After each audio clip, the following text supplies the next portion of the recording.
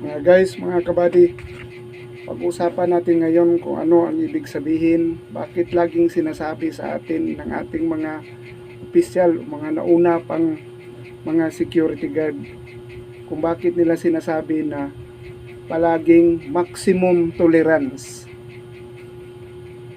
Bakit sinasabing maximum tolerance?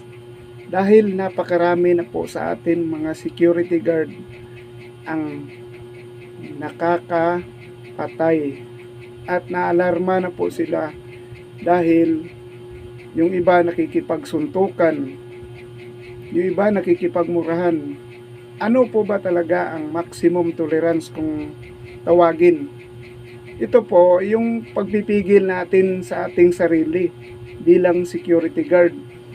Kailangan po natin itong tuparin at gawin sa ating mga sarili. Dahil po tayo po yung tagapatupad ng yung tinatawag na usaping pangkapayapaan, kung saan dapat nating tukuyin kung sino yung mali, sino yung dapat parusahan. Hindi po tayo yung mauna. Kasi kumbaga sa basketball, tayo po kasi ang referee. Hindi po tayo yung magiging kriminal. Dapat po nating isaisip na security guard po tayo. Hindi po tayo yung nasa kanto na makikipag-away.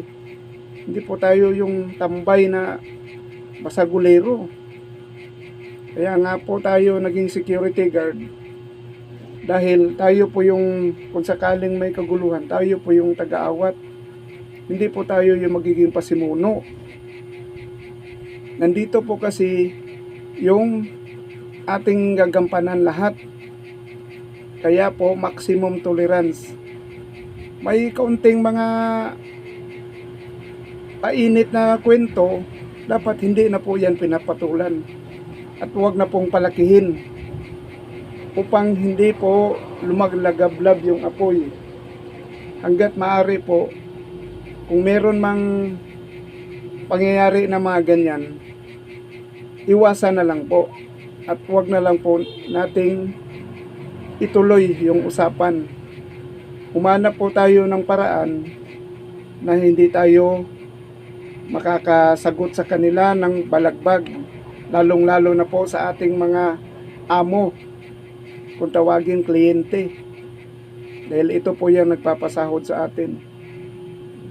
Alam naman natin na iba yung mga salita karamihan sa ating mga kliyente kasi tayo yung tauhan nila.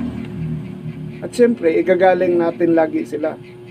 Kung ano man po yung mga salita na masasakit sa tenga, palabasin na lang po sa kabilang tenga. Huwag na pong ilagay dito sa isip talaga na hanggang sa dumating sa punto na magtanim tayo ng galit. Ang trabaho po kasi ng security guard, nandito po kasi lahat.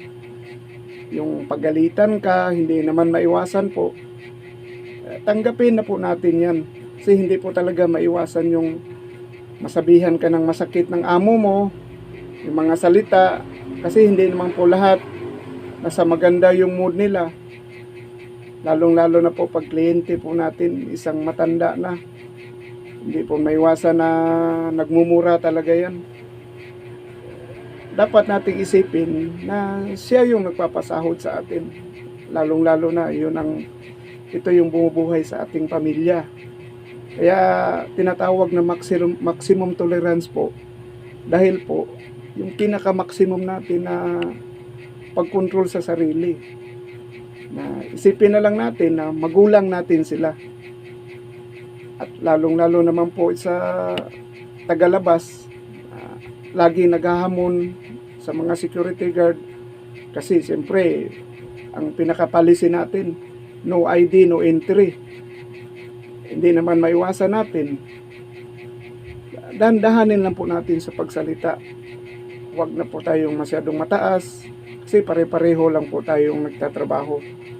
Kaya dapat po kung ano yung dapat mapag-usapan ng mabuti, dandahanin lang po natin sa pag-uusap. Huwag lang po talaga idaan sa sigawan upang maiwasan po yung hindi pagkakaunawaan. Yan po ang maximum tolerance, guys. Thank you for watching.